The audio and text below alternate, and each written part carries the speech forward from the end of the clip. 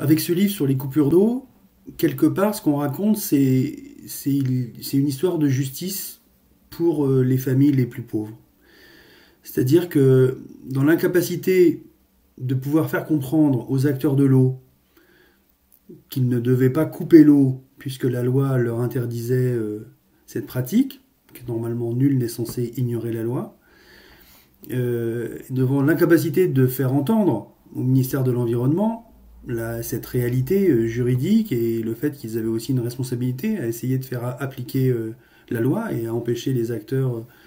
d'un service public, de la délivrance d'un bien commun qu'est l'eau, et bien du coup, on a été amené à porter tout un tas de dossiers devant la justice en référé. Et donc on a attaqué dans un premier temps Suez, dans un second temps Veolia, dans un troisième temps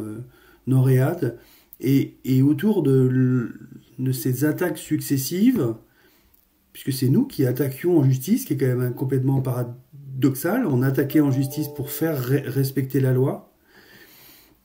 Mais derrière ces attaques successives, on a pu vivre des défenses de la part des acteurs de l'eau qui étaient toujours soit sur un plan économique, soit sur un plan de faute de la part des familles qui n'étaient pas en capacité de payer leur facture d'eau. Et ça, c'était l'argument qui était le plus évident pour eux. C'était de dire, ces familles, c'est pas qu'elles ne peuvent pas payer l'eau, c'est qu'elles ne veulent pas payer l'eau. Et on avait de cesse, nous, d'expliquer que il y a tout un tas de familles qui étaient coupées, qui voulaient payer mais qui ne pouvaient pas. Et ça a été un moment assez incroyable, en fait. Vous retrouverez dans le livre l'ensemble des jugements. Ce qui a été le moment formidable de confiance dans notre pays, c'est que la justice, procès après procès, a rappelé aux acteurs économiques que cette violence qui était mise en œuvre, en coupant l'eau à des familles, était absolument inacceptable. Et qu'on se devait de pouvoir faire en sorte de permettre à chacun de vivre dignement chez lui. Et la déconstruction de la violence faite par des entreprises contre des familles,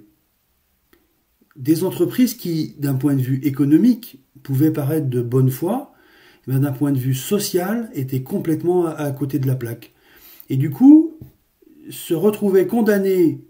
par des tribunaux, sans réellement comprendre, en disant même que le tribunal avait tort, que le tribunal ne comprenait pas, etc. Et donc, ce revirement de l'économique sur le social n'a été possible que par les tribunaux. Et moi, j'avoue que j'ai une gratitude immense par rapport à tous les juges de France et de Navarre, parce qu'on s'est déplacé partout en France, qui, au long de près de 25 condamnations, n'ont eu de cesse de rappeler aux acteurs de l'eau qu'il y avait une dimension sociale qui prévalait par rapport à la dimension économique. Et je trouve que dans la période dans laquelle on vit, où on a de cesse de dire que l'économique est la base de tout et que le reste doit suivre, s'entendre dire par les juges que le social est plus important que l'économique, moi j'avoue que ça m'a touché vraiment fortement. Donc j'espère que vous trouverez du plaisir aussi dans ce livre à découvrir à la fois les différents combats qu'on a menés procès après procès, et puis aussi à lire ces condamnations écrites par les juges qui n'ont eu de cesse d'expliquer la violence que représentaient les coupures d'eau par rapport à ces familles.